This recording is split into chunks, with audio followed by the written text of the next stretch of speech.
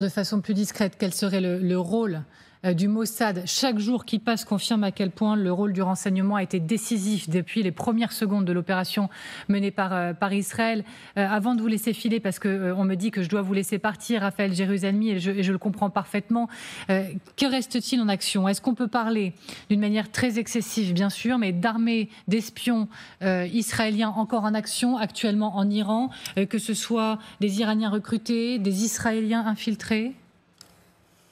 Oui, vous avez mis le doigt dessus, vous avez adopté l'expression exacte. Il y a une armée en Iran, au nez à la barbe des Iraniens, qui opère sur le sol iranien avec des agents israéliens, mais surtout la majorité des troupes et des officiers de cette armée sont des Iraniens eux-mêmes, inclus des gens haut placés au sein des gardiens de la Révolution et au sein du régime. Ce sont des gens qui ont été recrutés au fil des années, qui ont des intérêts ethniques, politiques, religieux. Ça ne manque pas les motivations, mais c'est surtout une détestation de ce régime tyrannique des ayatollahs qui facilite le recrutement d'une complicité locale, et ils sont, le jour venu, des milliers et des milliers à être prêts à renverser ce régime. Et pour ceux qui en sont les leaders, ils ont l'assistance depuis toujours du Mossad et de la CIA. Merci beaucoup Raphaël Jérusalemi, cette fois-ci promis, je vous laisse partir. Merci d'avoir été avec nous ce matin, je pense qu'on se retrouvera très bientôt sur cette antenne compte tenu de l'actualité qui ne va cesser.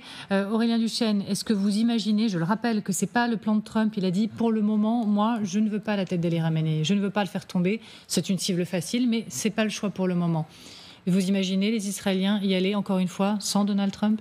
Ça paraît compliqué parce que déjà un Trump qui a fait quand même ses 2 campagnes victorieuses à la Maison-Blanche sur l'idée qu'il fallait arrêter les changements de régime et la doctrine conservatrice, même son prédécesseur Biden avait dit de même après l'évacuation ratée d'Afghanistan.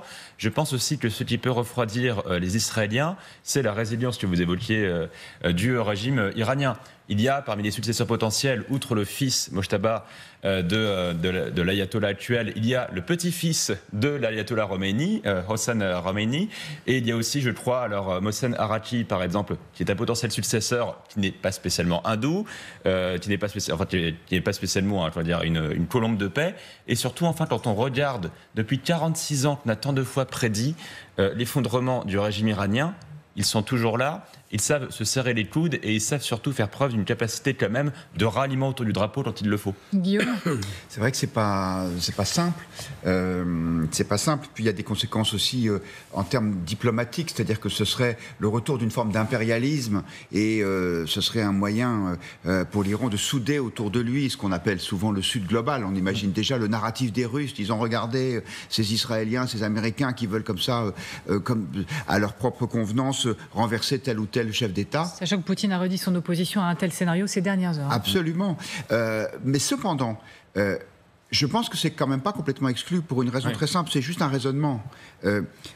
L'option militaire, elle est compliquée. On en a parlé au début de l'émission. Même avec ces énormes bombes américaines, il n'est pas certain qu'on puisse mettre un coup d'arrêt définitif au programme nucléaire iranien. Et donc il reste l'autre option, qui est l'option politique. C'est-à-dire que prendre le risque, effectivement, même si c'est dangereux, d'essayer de faire tomber ce régime en éliminant sa tête pour qu'il y ait une opposition qui arrive au pouvoir. On le sait, elle existe, l'opposition iranienne, depuis des années. Elle est largement en exil, mais elle est présente. Et à ce moment-là, il y aurait un engagement politique et vérifiable d'un nouveau pouvoir à renoncer au programme militaire nucléaire. Rina Bassis, et je dois reparler du Mossad juste après. Oui, 2 petits points. D'abord, je suis tout à fait d'accord. Et là, on peut s'imaginer, les Israéliens maintenant, ils sont en face, peut-être, vers 2 options. Il y a l'option de Fordo, on sait que c'est très compliqué. Est-ce qu'Israël a vraiment un plan fiable qui peut qui peut détruire d'un certain niveau ces sites très enfoncés?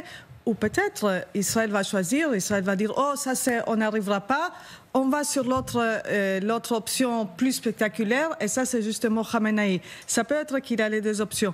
Et il y a aussi la question de Trump, parce qu'on a bien vu, Trump, il était au milieu des négociés avec les Iraniens, et Israël a frappé quand même. Donc Israël a misé sur l'effet réussite. Trump adore tout ce qui réussit. Il a dit après qu'Israël a attaqué vendredi, c'est excellent, bravo les Israéliens. Donc là, il faudra que les Israéliens soient sûrs, pas des 80%, pas des 90%, des 100% de réussir. Là, ils peuvent faire les paris. Et si ça marche, là, on peut s'imaginer que le président américain va dire encore excellente opération. Et donc je reviens sur ce rôle du Mossad dans toute cette opération depuis les toutes premières secondes, confirmation jour après jour d'une implication que beaucoup qualifient d'inédite. Regardez cet extrait d'un reportage signé reportage de TF1. Ces images sont diffusées par la télévision d'État iranienne. Il y a 4 jours, dans la banlieue de Téhéran, la police dit avoir découvert un atelier de fabrication de drones explosifs israéliens. Ce sont des ailes de drone. On en a trouvé plusieurs et des boîtiers GPS aussi. Nous sommes pourtant à 2000 km de Tel Aviv, en plein cœur du territoire de la République islamique d'Iran. Du matériel militaire acheminé et assemblé dans le plus grand secret. Comme ces lanceurs de missiles commandés à distance, retrouvés dans le désert selon les médias iraniens. Un reportage signé Elsa Assalit, ça y est, je peux la nommer. Christian Macarian, les spécialistes, anciens officiers du Mossad ou autres, disent que ce qui s'est passé, c'est ce qui est écrit dans le Figaro d'ailleurs encore aujourd'hui, dépasse l'imagination, que ce serait inédit. Certains parlent même d'une forme de créativité. Ouais. Est-ce qu'on est en train de découvrir, on savait l'ampleur du Mossad, de sa présence en Iran depuis longtemps. Ahmed Ahmadinejad avait créé une cellule anti-Mossad dont le chef était en réalité un membre du Mossad. Mais est-ce qu'on est en train de découvrir quelque chose de tentaculaire ? On est en train de découvrir la capacité du Mossad à se renouveler et à renouveler son potentiel créatif.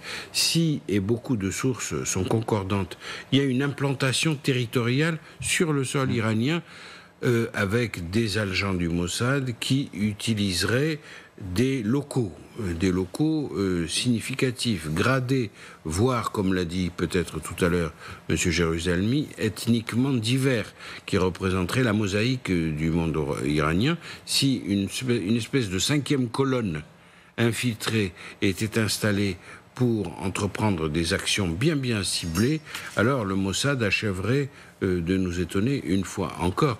Mais il ne faut absolument pas exclure une opération du type, comme les Beepers contre le Hezbollah, d'un type ultra technologique, dont je suis incapable d'imaginer les développements, bien entendu, mais il ne faut pas exclure la capacité très sophistiquée du Mossad à l'intérieur même du territoire iranien. On pourrait avoir une surprise de ce niveau-là. Quelque chose qui bloquerait toutes les infrastructures, tout le système iranien à l'intérieur et qui aurait un effet de blast absolu sur le régime. Aurélien Duchesne, en conclusion ? Comme le souligne d'ailleurs l'article du Figaro, il y a une deuxième chose, c'est que on sait déjà à quel point le Mossad est en train d'envoyer des signaux à tous ceux qui remplacent tous ceux qui ont été tués par précisément les actions israéliennes, manière de leur faire comprendre que non seulement ils savent que le Mossad sait où se trouvent, où retrouver tous ceux qu'il faut encore éliminer, et qu'on est déjà prêt pour l'étape d'après, qui est de continuer encore et encore à couper toutes les têtes qui ne manqueront pas de repousser.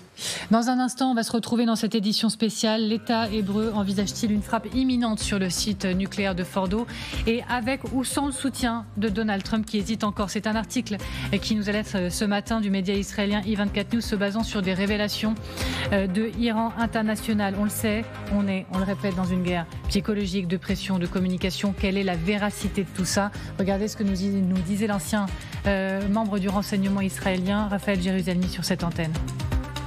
Il y a déjà du matériel, mais peut-être même des forces qui sont déjà présentes en Iran pour intervenir le cas échéant, et si on opte pour une intervention terrestre.